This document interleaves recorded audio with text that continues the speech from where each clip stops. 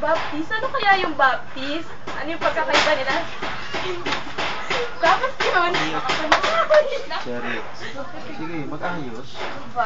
Tapos yun, nung lumipat sila pastor, dito, October yun. Si pastor, pupunta doon. Niyayaya kami para mag-church yun. Una nilang napadala dito yung mga kapatid ko kasi ako, sabi ko, may religion na ako eh. Ano pang kailangan kong gawin? Bakit pa kailangan sumali dyan sa ganyan-ganyan? Ano bang kaibahan nila? So, nagpapawisan ako. Sige. Tama lang ang pinapawisan. Tapos yun, kasi nag-church naman pa kami nun sa Victoria. Nakikita lang namin yung church nila. Tapos yun nga, simula nung nag-church na dito sila Insel at saka sa Jack yun. Nakakilala na ako nun sa Diyos, December 18 po. Sa pamamagitan po niyo na dito po sa loob ng church. Tapos yun po, syempre diba, una naman ang hirap.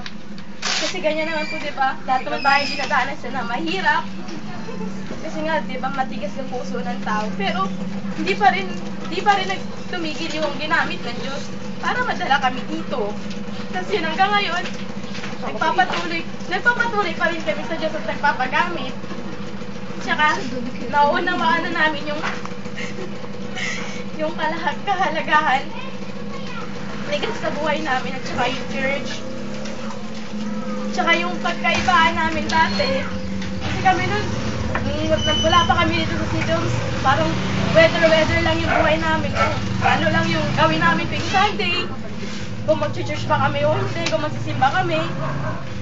Pero, yung lola ko kasi, talagang nag-church. So, sinasama niya kami. Pero, natagalan kasi, nung lumalaki na kami, baga napapabayaan niya na. So, minsan, nandiyan lang kami, gala, minsan, kasi minsan sinasama kami ng tita namin, umaalis na kami, pumupunta lang kami ng mall.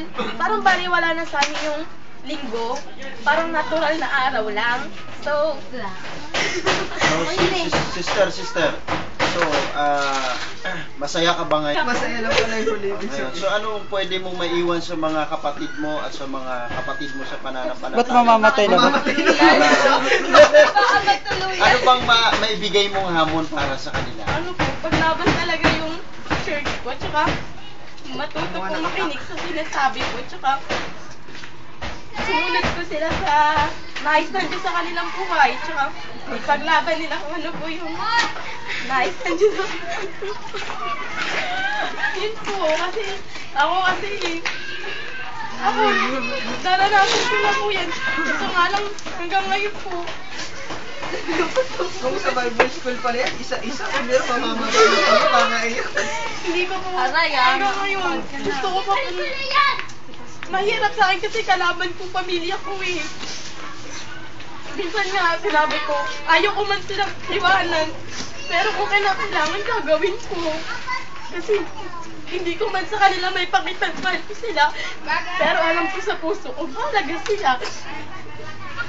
Sabi kasi sabi na diba, ang kalaban ng Kristiyano, hindi yung mismo sa labas, kundi yung mga sa loob ng bahay nila, yung pamilya nila. Kasi talagang ginagamit sila, hinahadlangan sila. Talagang pinipersecute ka. Yun yung mahirap dun eh, kasi pamilya mo pa yung magtutulog ka. Parang talagang pipilitin ka na wag mong gawin yan.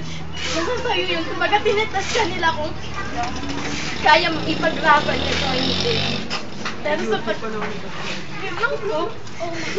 Okay, so sister, kung ikaw ang papipiliin, sa'yo lang, kung ikaw ang patitimbangin, ano bang higit mong titimbangin? Sabi ko nga eh, kung meron lang po nung nakaraan Bible School,